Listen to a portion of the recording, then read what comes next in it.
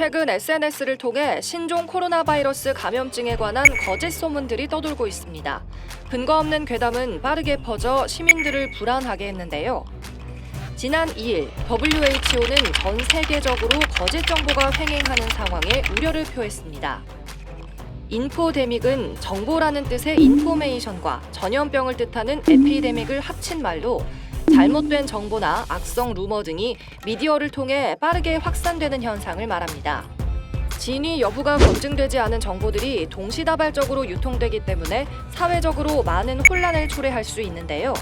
사회적으로 인포데믹이 갖고 있는 문제점은 사회적 불안감을 일단 조성하죠. 사실이 아닌 내용이 사실인 것처럼 퍼지게 되면서 정부가 발표하거나 아니면 방역 당국이 발표한 내용들을 신뢰하지 않는 상황이 되고요. 심리적으로 불안한 감정이 커지게 되면 경제에 상당히 큰 타격을 가져오고 그것이 결국 내수 경제나 아니면 국가 경제 전체에 부정 영향을 미칠 수밖에 없죠. 전 세계적으로 코로나 괴담이 퍼지자 SNS 회사들은 조치에 나섰습니다. 페이스북의 경우 기존 팩트체커 기능을 사용해 잘못된 정보를 검토한 뒤 게시글을 올리기로 했으며 인스타그램은 바이러스와 관련된 해시태그 기능을 차단하겠다고 밝혔습니다. 또한 트위터는 코로나 바이러스를 검색하면 질병통제기구 등 공식 채널 사용을 권장하기로 했는데요. 유튜브도 정보의 신뢰성에 따라 동영상의 노출 빈도를 조정할 예정입니다. 신종 코로나와 함께 대두된 정보위의 전염병, 인포데믹. 비단 이번 사태의 특징만은 아닌데요.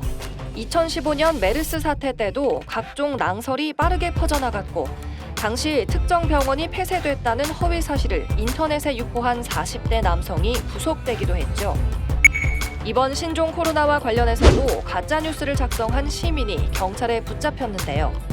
현행법상 거짓 뉴스를 직접 처벌할 수 있는 방법은 없지만 허위 사실로 피해가 발생했을 경우 관련 법령으로 처벌이 가능합니다. 상황이 엄중한 만큼 수사기관은 이에 적극 대처하겠다는 입장이죠. 검찰은 질병 확산과 관련된 허위 사실을 유포할 경우 처벌 대상이 될 수 있다고 밝힌 상태인데요. 그 사실관계가 확인된 정보들은 가능한 한 빠른 시간 안에 다양한 수단을 동원해서 국민한테 알려야 된다. 그래야 불안감이 해소될 수 있다는 점. 이런 가짜 뉴스나 인포데믹이 발생했을 때는 거기에 대한 대응을 빨리빨리 해야 돼요. 이게 잘못된 정보고 사실은 이렇다. 이런 부분들을 빨리빨리 업데이트해줘야 거기에 더 이상 속지 않고 현혹되지 않을 수 있겠죠. 이미 많은 사람들이 신종 코로나에 고통을 받고 있는 상황. 또 다른 전염병이 확산되지 않도록 경계해야 할 때입니다.